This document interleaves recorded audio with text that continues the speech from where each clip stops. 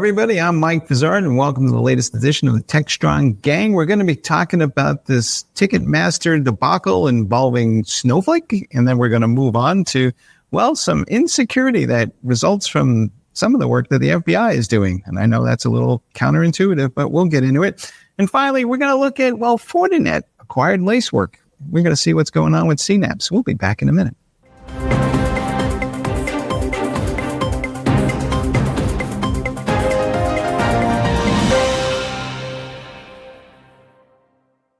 All right, folks, and we're back. This edition of the gang has Chris Blask, who is north of the border. Chris, where are you? In lovely Binbrook, Ontario, Canada. Excellent. And then we have our globetrotting Mitch Ashley is actually back in Colorado for a change. How you doing, Mitch? Good. Good to be home for 2 hours before I head out again. It's a little longer than that, but it's going to be a short stop. There you go. All right. Our first topic today is this whole thing that went on with TicketMaster was the initial breach involving Snowflake, and some of that stuff sits up on Amazon Web Services. And then researchers at Mandiant seem to report that, well, a lot of people are having the same issue and it's just starting to expand. And it's kind of like watching a slow moving traffic accident. But Chris, what's your take on what's going on here? Yeah, we're talking about Snowflake now, right? And I just have to say, I try to give a positive message and a positive outlook. I think that's true most of the time and worth keeping in mind. However, we do make the same mistake time and time again. And the first mistake is not taking responsibility. I'm not an expert on this individual topic. Folks at Snowflake may take exception to this, but own it. Even implying that, we're going to help our customers fix their problems. Don't ever say it that way. Mitchell, what do you think? I mean, a lot of this comes down to this shared responsibility model. And I got to say, I'm a little skeptical of the whole thing, but what's your take here on, is this working? Well, I'm kind of a skeptic. I don't know if skeptic's the right word, of shared responsibility model. It's true. You're depending upon a provider like Snowflake to have a secure environment, to secure your data, et cetera. But ultimately, it all comes back to you. Shared security model means you're still 100% responsible for whatever happens as the end user. Now, to Chris's point, I absolutely agree. It's just don't fob it off on the customer. Bad customers. They're not securing their accounts. Well, maybe you ought to help them a little bit. Best practices. I'll bet there isn't a security professional in the world that wouldn't say, hey, at least enable multi-factor authentication or two-factor authentication just as a start, because we all know passwords are free. And there's many of them available, and keys and everything else on the net. And so, at least to do some basic things to kind of say, we know it's a pain, but you should be used to it, because I'll bet you use two-factor on just about everything else you use in your environment. If you don't, we'll help you start. Here you go. Yeah. And that's really well said. The shared responsibility model, contemporary topic. Like right now in the CISA supply chain working groups, we're looking at spinning up tiger teams, short-lived focus groups to work on things. And one that's really interesting is sort of sparked off by an FCC requirement request. Don't hold me on exactly how hard it is, but they want the ability for people to scan a QR code on a medical device, on an IoT device, and get the SBOM and the HBOM and these things. And without going into all the details of that activity, I think that's an interesting one to follow. I think this year some guidance will come out to help with that. But you are ultimately always responsible for your own security, and the shared responsibility model, we're getting there. To really work this out. Like the reality is that most of you out there is working. Your vendors are good. Your suppliers are good. Your customers are good. You manage to figure it all out. We're all, as we said in the beginning, we're all in this together. Don't give or take, blame. Just work it all out. But, we're a long way from being able to actually see through our relationships in a fast enough cycle to use that information. So at the end of the day, yeah, Mitch, you're right. You're responsible for your own security. I'm a simple guy, so help me understand this. If I leased you a car and I knew that you didn't know how to drive it, and now I'm going to charge you extra for services to help you to drive this car, am I not kind of setting up a failure by definition here? If I look at all these cloud service providers, every one of them seems to offer a value-added managed security service where they manage all this stuff on your behalf, I feel like a large percentage of that should just be baked into the actual original service, and that there's a little bit of a game being played. Or am I being too cynical on this, Mitch? Well, I do think, service providers should set their customers up for success. You can't sign up for a Google account without two-factor authentication, at least pushed on you, if not required. And in this day and age, I think that is a responsibility that providers have. You just can't say, if they didn't have any responsibility, then there'd be no password formulation requirements. Yeah, enter password 123. Okay. It's all up to you. It's your job to worry about making sure you're secure. So what's the difference between, having password standards and requiring multi-factor authentication? Really not much. In this day and age, I think a consumer might be, a little put out about a two-factor. Still, even they're having to do it. They do it on their phones all the time, right? Enter some code or a biometric. And I think that should be a basic element of it. So I think there is a responsibility that as a service provider, especially when it's something as sensitive as your data. But our data is everywhere in the cloud. So at least that's my position. I don't know. Chris, am I off base? Or it seems to me this is pretty basic stuff. No, and you said that well, but to Mike, to your question, I think you have a healthy cynicism in that. You can take that too far, but as long as you have teams, I have a healthy optimism.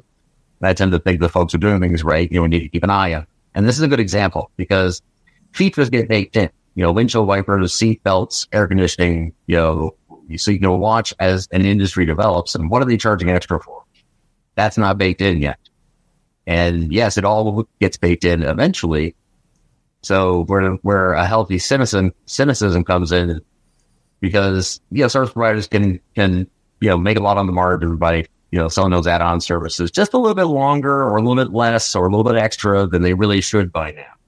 Right. So I will save my commentary on any particular cloud providers in this case or anybody else, but we should all keep an eye on that. Some things should get baked in over time, and we shouldn't let momentum carry us too far past what should be default. All right. So then my next logical conclusion is, Mitch, do we need Ralph Nader back here to write unsafe at any speed for cloud computing? Is that what's going on with this thing? It feels like, we're giving people access to these services and there's no brakes or seatbelts. Well, then we'd need a Corsair of the cloud, right? For him to write the book about. The problem is there's too many choices to pick from. So none of them are safe at any speed. I don't. So I posted something, and I don't know if I've got flamed yet, but as much as we talk about security, and especially national security and security of our critical infrastructure, it's beside me that we don't have an equivalent of a Secretary of Defense, but Secretary of Cyber Defense for the nation. It is equally the battlefield of everything, right? And it's the subtle part of war. It's like it's the non-declared war that we do. So I think that's the book to write. Is like, where the heck is our cyber defense? It's there, but it's never above board because our news cycles are only about 2 hours long. So by the time we talk about the Snowflake breach, as soon as we're done watching Techstrong Gang, something else has happened. And so we kind of forgot about Snowflake unless they pop back into the news. And so it's not top of mind of securing all of this because we're so used to, more data got stolen, more keys got stolen, more passwords got stolen, more personal information got stolen. Okay, 9:00, time for a second cup of coffee. I think we're just numb to it.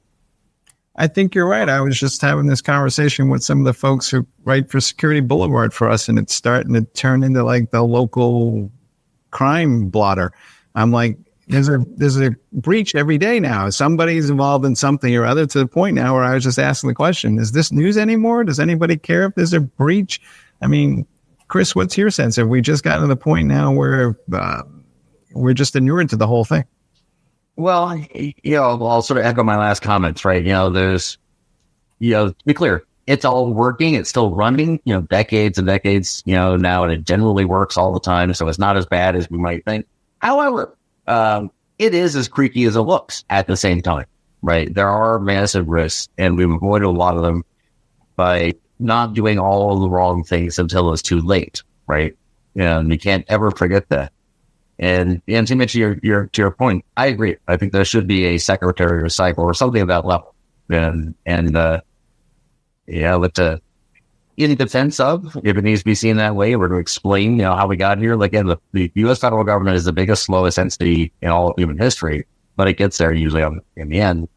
And Howard Schmidt, late great Howard Schmidt was sort of the first cyber czar. We had rules like that, you get right down to exactly where that seat would be, who gets it, and where the authority comes from, and so on and so forth. Yeah, that can take a while to do, but yeah, I think we got a space force, which I don't really think is necessary, but it's a domain. I can understand the argument. A cyber force, focusing our efforts at in any nation, in the U.S. At that level on these issues, 100%. Yes. Yeah, or who knows? Maybe the cloud service provider should get together and have a SWAT team put together to help customers go deal with these issues. And maybe it shouldn't be something I pay for. It should be a free service in the interest of national security. Well, and that's perfectly reasonable suggestion. And things like that have happened in the industry. I've done that, in various hats. Sometimes you just say, look, we're Cisco, right? The turn of the century, Cisco had a huge position. We did all sorts of things because, they need to be done and nobody else is going to do it. And ironically, it makes people like you more, so you sell more products, you make more money anyways. So it's not a terrible idea. The government, again, is big and slow and stupid. God bless their pretty little hearts. But most of this stuff needs to be done by us in the private sector who can just choose to do so. There you go. But, hopefully it won't be us taxpayers paying for that, because maybe we didn't set this issue up in the first place. Mitch, speaking of making money, it seems to me that lawyers are going to be making money off of this particular incident for years to come. I mean, let me get this straight. We can sue TicketMaster. We can sue all the other customers of Snowflake. We could sue Snowflake itself, and we could sue the cloud service providers because they all have some sort of quote unquote shared responsibility. So what are the financial implications of shared responsibility? Well, so there's a cynical answer. Maybe it's cynical Friday. What day is it? This is Monday, cynical Monday.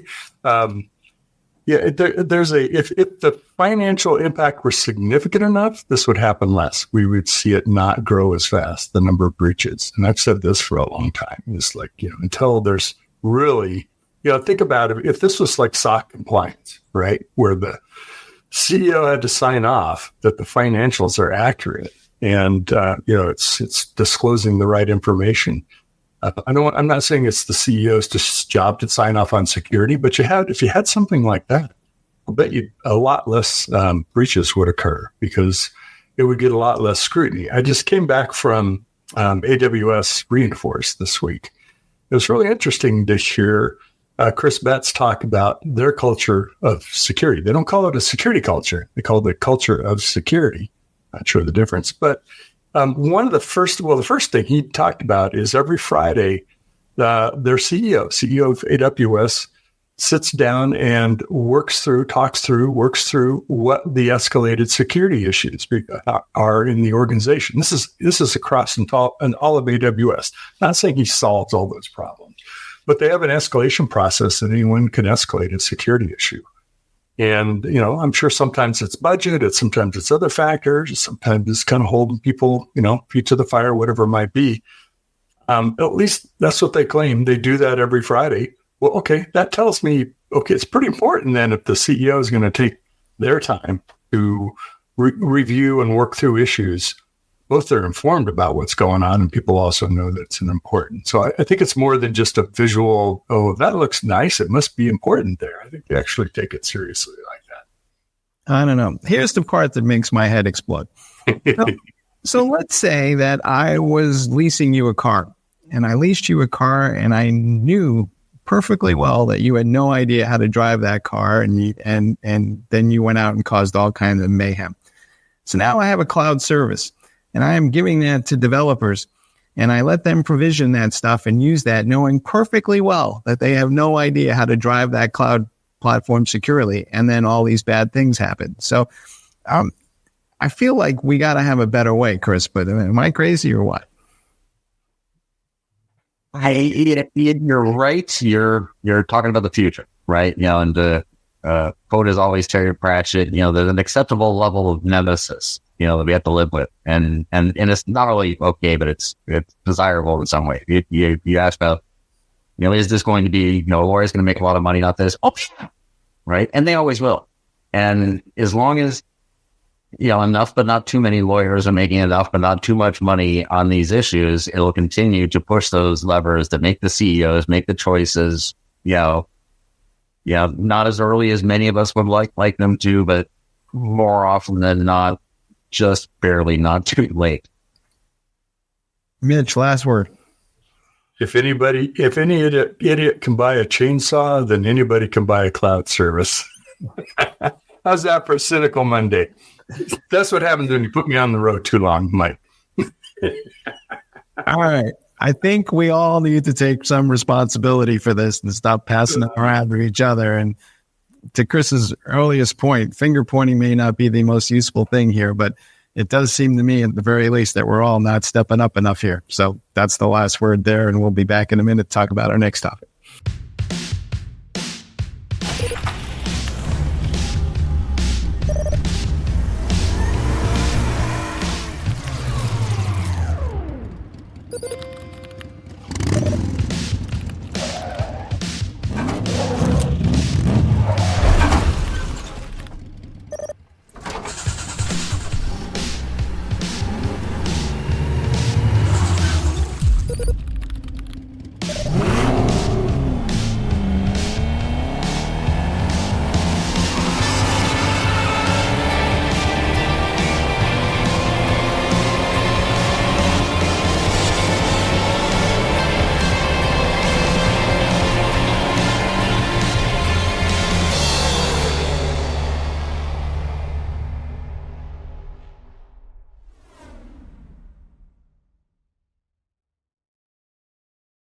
All right, folks, and we're back, and we're going to talk about a little more insanity that goes on in the land of cybersecurity. But we have this, what sounds like a positive development. The FBI announced that they have somehow or other discovered 7,000 de-encryption keys that can be used from the Lockbit service, folks, and they're making those available.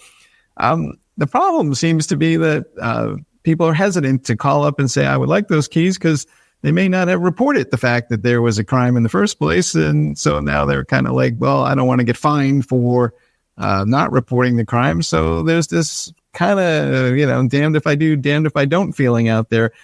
Chris, do we need to kind of think about this a little bit, or is this just the fact of life that if you don't report the crime, you're going to do the time, as it were? I don't know, honestly, right? So as I understand the story, the FBI has decided not to, they'll release those keys where you have to ask, as opposed to just post them on the site, so anybody can anonymously go and grab them and see if, they work for them. I think that would be the better call, so maybe, we're talking about lawyers at the end of the last section. Maybe this is one of those things inside the FBI, the lawyers are saying, no, we shouldn't do that because of X, Y, Z. They got the information from, as I understand, an ally, so maybe they can't. But if you're going to give them out to anybody that asks, why not just post them all online? Right. Speaking of where they got the keys, as I understand it, they got it from our British friends, so maybe they posted it already. So maybe we just got to go look for a different website. I don't know. Mitch, thoughts? I feel like I'm, as I said earlier, I'm traveling a lot. I feel like I'm at the airport. Will the passenger who left their keys at the TSA checkpoint please return, pick up your keys? It kind of seems like that. I don't know. I found this story really interesting. Like, come and get your keys. You lost your keys. Well, if they have them, who else? And they got them from Lockbit. Well, who else has them too, right? So that's my concern is, shouldn't you have replaced those keys by now? Or maybe this is like ransomware and you're trying to get your stuff back or something. It didn't quite connect to me. So maybe one of you can explain it, but I don't quite get why you would want your keys back. You should have replaced them by now. Well, yeah, it's the shared responsibility thing we were talking about in the last segment, right? This is why at the end of the day, your comment, Mitch, is right. Yeah, at the end of the day, you're responsible for your own security and always will be. And as we start talking about really sharing the responsibility, then you need to be able to connect all the dots. I mean, how can you really take responsibility when you really don't know? Because, most people won't even hear about this story. There's a lot of news. This is one, for example, I may have been somebody who got the ransomware, but I didn't hear about the story. So I don't even know the FBI may have the keys. So I don't even know that. And if we're really going to try, on a, serious level, a corporate level, a national security level, to really put together systems that are fast enough, that we can work through this shared responsibility model, it can't be that you hope you may have seen a reel where somebody mentioned a headline and found out that there's a website that you can ask to get your keys back from the FBI. So, again, I'm a simple guy, but it is the Federal Bureau of Investigation. So can they not figure out whose keys these are and give them to them? I don't know. I mean, so you think this through. If the UK got them from, the bad guys, then they might have not have gotten the data, to tie those directly back to where they're from. Though, of course, the bad guys would have that data. That's the whole point. Most of having the keys, unless, who they go with, so you can, blackmail people to get them back. But, to your question, if they did, I think, they should just contact them. Why not? I guess you live in this space, Chris. So it feels like the public-private partnership around cybersecurity is, shall we say, not well defined. So what's going on in this conversation out there? I know you talk to these guys in Washington. I mean, what's your sense of where are we and what needs to be done here to make this kind of just take the friction out of it? I think we need to keep talking and keep trying, right? The public and private is always different. We pay taxes, they spend taxes. That's, it doesn't matter where you start on your thought process, ideological spectrum and whatnot. But the government, just like companies, just made of people who just do things, for a living. And, my experience, they tend to be just like in the private sector, they tend to be decent people doing the best they can. But there's, we were talking about lawyers, and it's lawyers act when they get to extremes, but we have lots of action before those, lots of impact before those extremes. People don't like, getting into situations that may lead to a lawyer someday. And, so whether I'm an employee at the FBI and then say, how do I handle this? Got to make a call and take the safe bet. So we have all that friction anyways. And as I've said here, and I've say frequently, some of this stuff just takes a long, long time. You shouldn't be surprised. It literally takes a decade or more to build one aircraft carrier. How long does it take to build one department of cyber with a secretary of cyber and everything else? 30, 40, 50 years. These things don't happen overnight. And I think, I gave a talk to, on Wednesday of last week to a group, in the Beltway and the intelligence community and so forth, looking at information integrity. And my recommendation there, I think, is the answer to your question, is lean into what our strength is. Our strength is openness and transparency and democracy and freedom of speech and open source and all these good things. And I encourage in the corporate world all the time. We sort of touched on that in the last segment, but do the right thing as a corporation. Ironically, you'll just make more money, right? Because people like dealing with companies that do the right thing. And as government agencies and employees, work towards transparency, right? There's rules. You can basically back up any action you take inside the government because you live inside nothing but a policy environment. Just being take every opportunity you can to be extremely transparent, build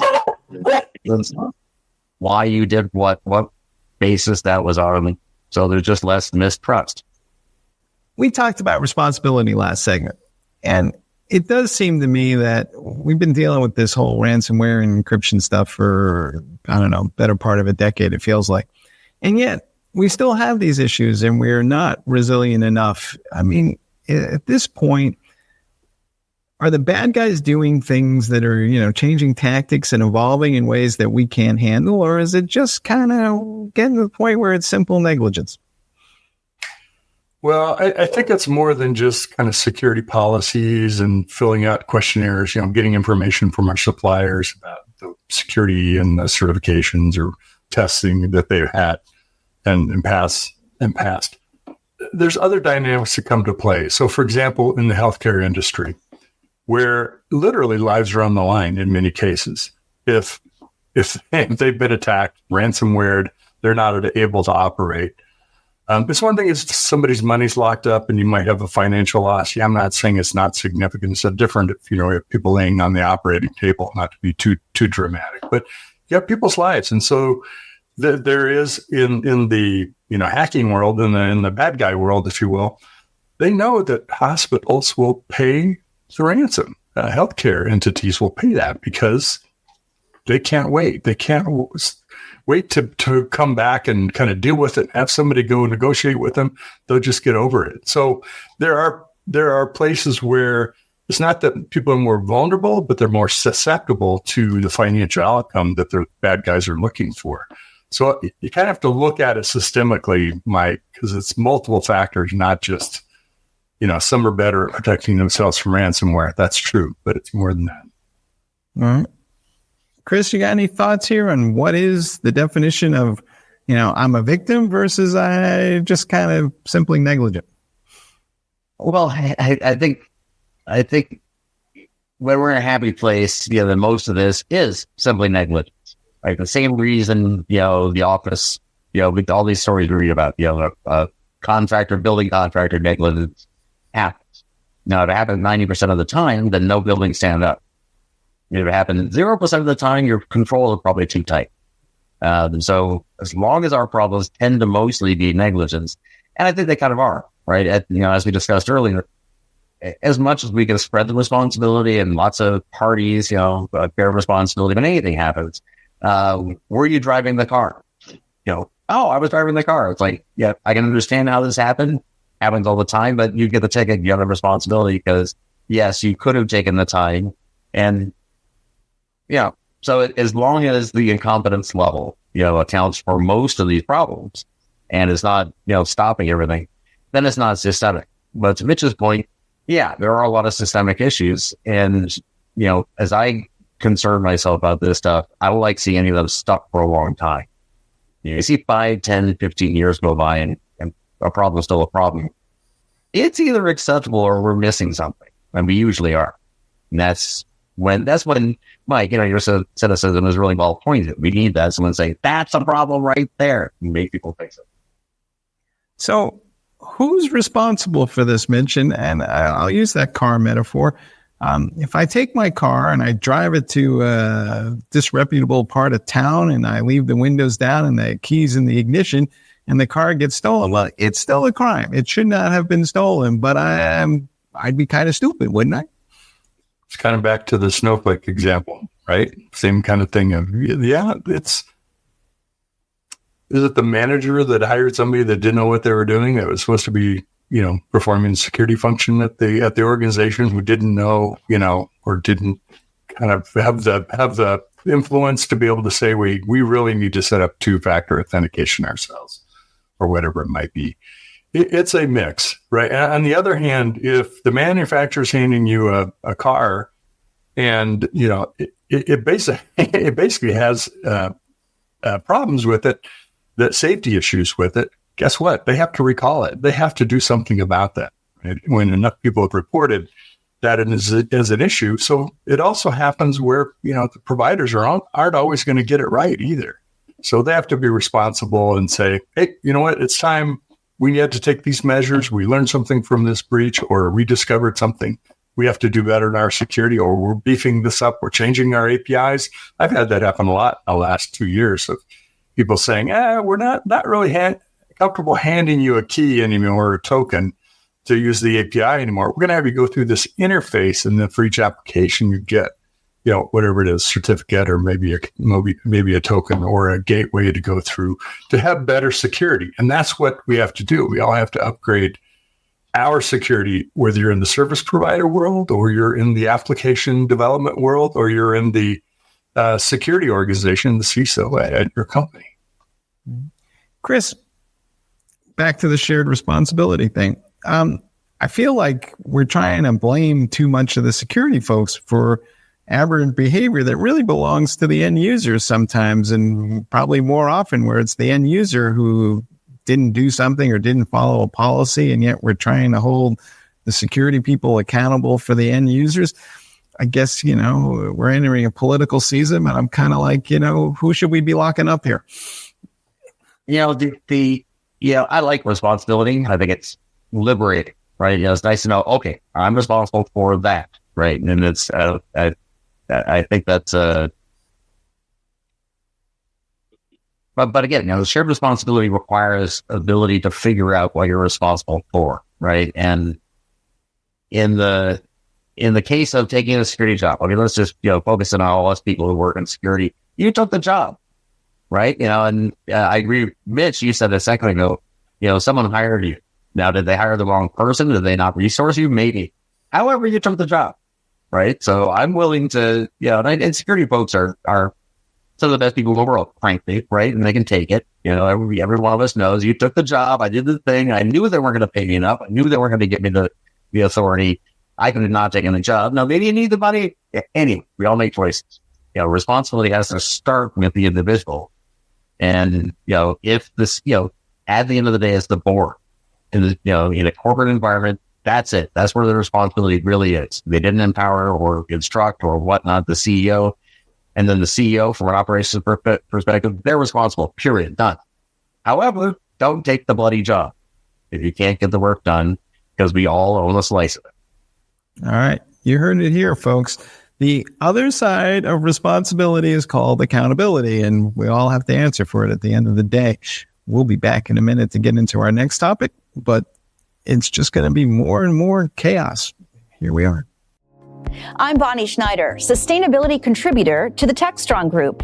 I'm excited to introduce you to a groundbreaking new initiative from Techstrong Research, the Sustainability Pulse Meter. The Pulse Meter offers valuable insights into how environmental responsibility factors into tech purchasing decisions for key players in the industry. Position your company as a leader in the industry and differentiate from your competitors with the Sustainability Pulse Meter, offered exclusively from Techstrong Research. All right, welcome back for our third block of insanity. So, we have had an acquisition in the security space. Fortinet has acquired Lacework. Lacework is a provider of what's known as a cloud-native application protection platform, a CNAPP. And maybe I get this wrong, but I'll let Mitch clarify. But it seemed to be the whole point of these CNAPPs was to roll up all these tools so that I could reduce my friction and my costs, so that way I could standardize on a common platform. And we were supposed to roll up everything through the CNAPP. But now it turns out the CNAPP providers are being acquired by other people. So who's rolling up who here and for what purposes? Mitch, what do you think?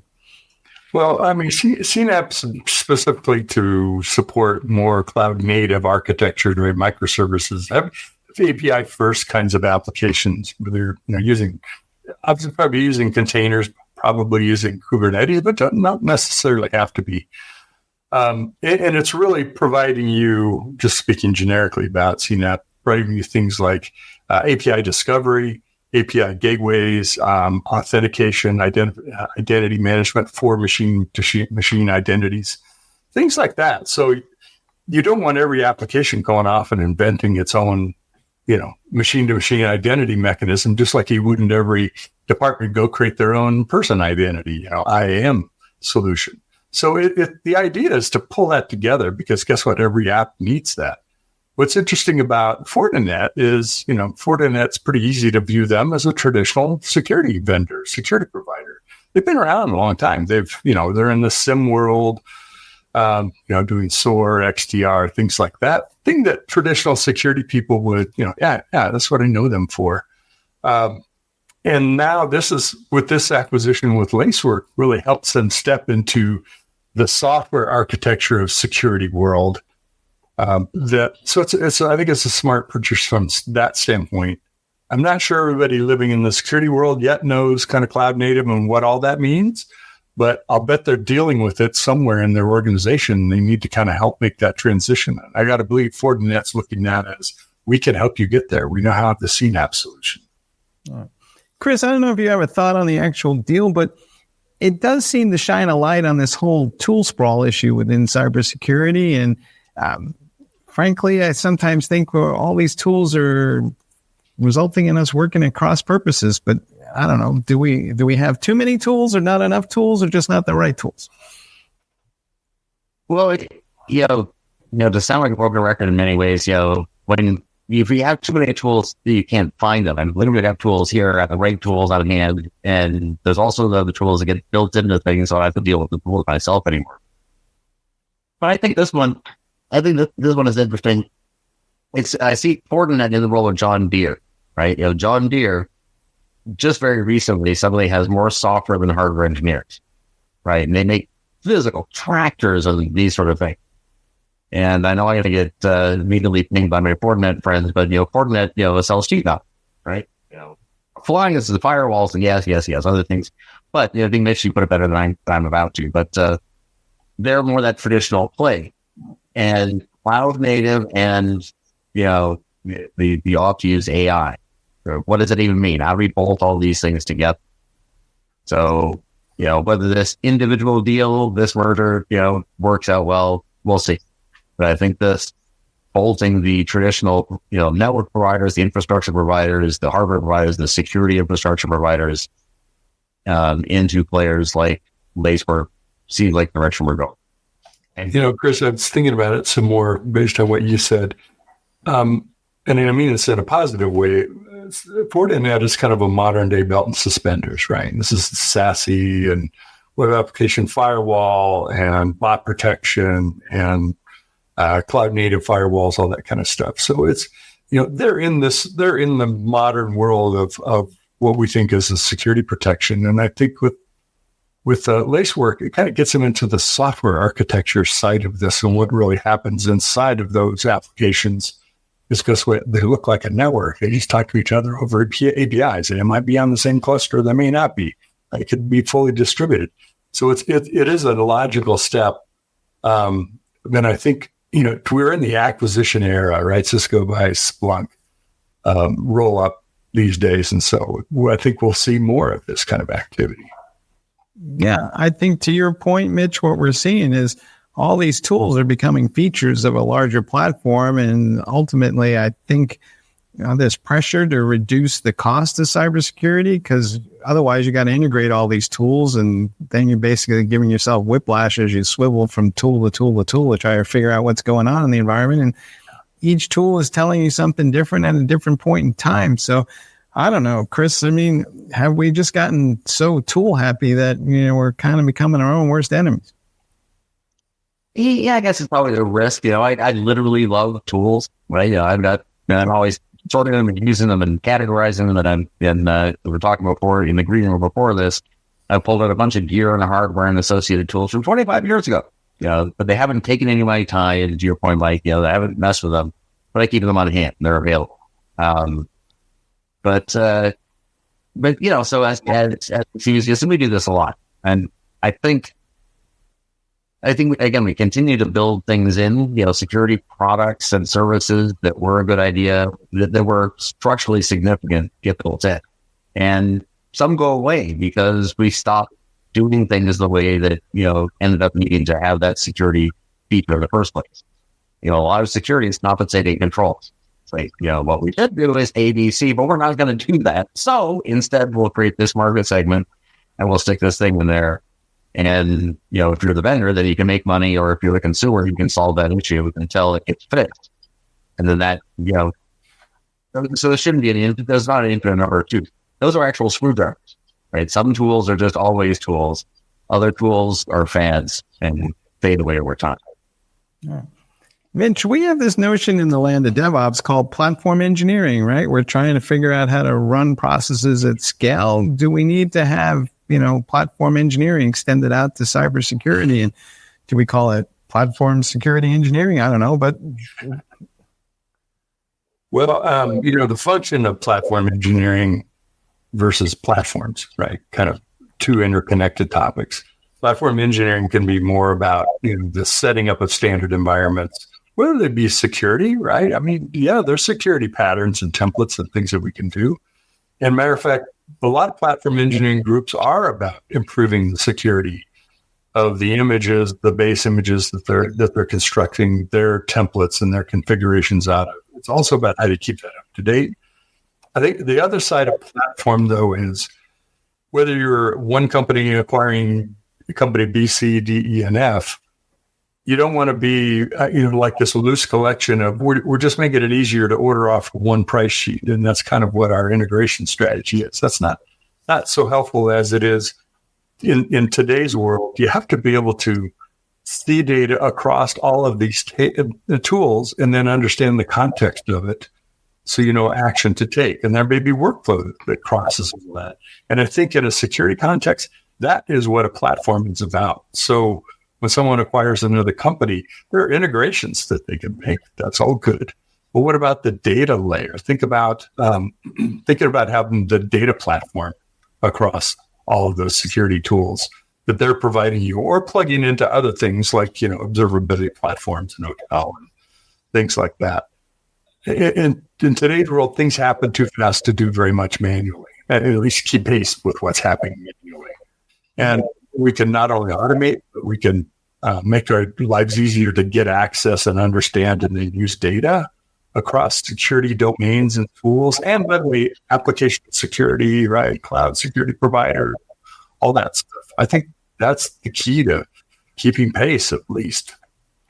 Chris, the part of this that makes my head explode, there's many things that do lately, but we've been saying that there's a shortage of security professionals forever and ever and ever. So who's using all these tools? But we don't have enough people to give the tools to. So who's figuring out how to use all these tools? The issue of shelfware is a thing, right? A lot of things get bought. As a vendor, you're running this. I'm really happy someone bought my thing, and then it's like, oh, I'm looking to find out what you did with it. About nothing, right?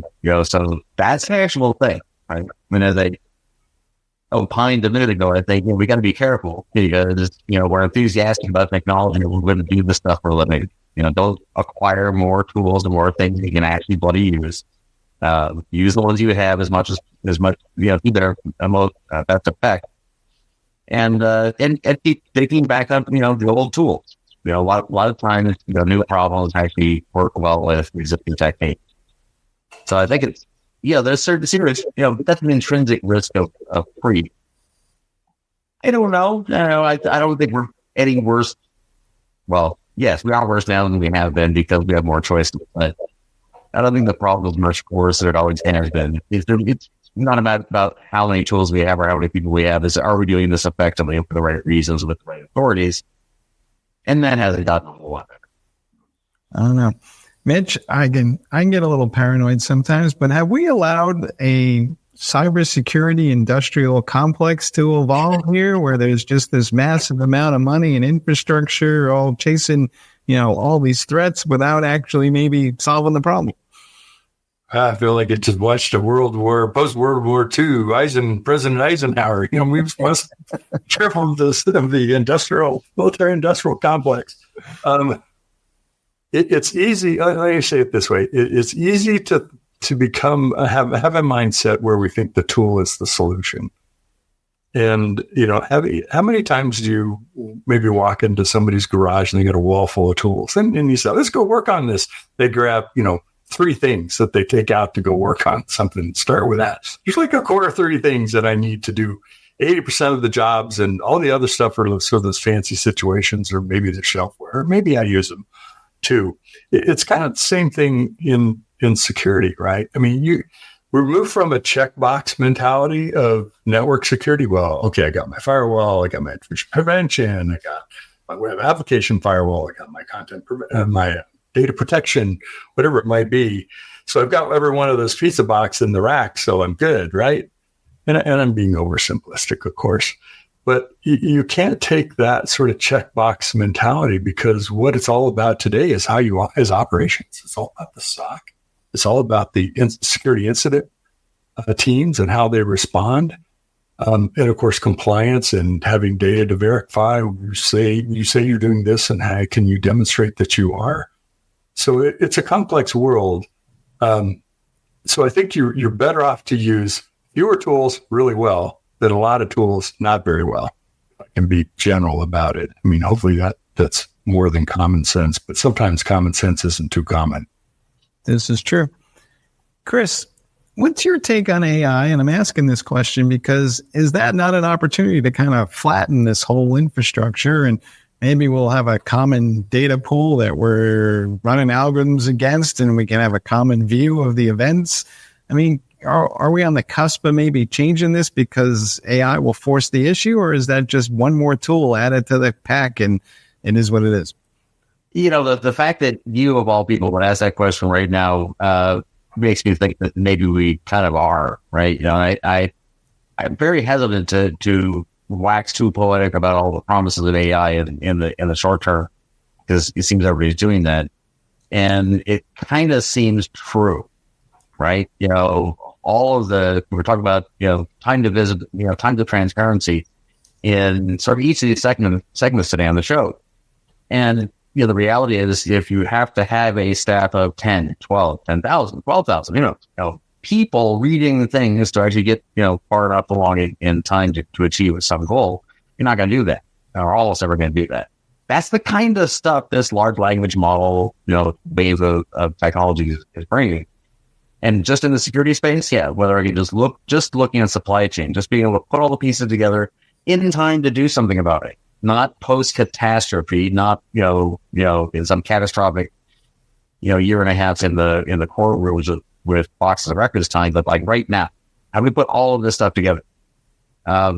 What we are calling AI right now has amazing potential in that space, right? And both sides, you know, studies, you know, already on the negative, you know, the negative security effect of AI, you know, AI, the same tools in the hands of people, you know, you're not in favor of.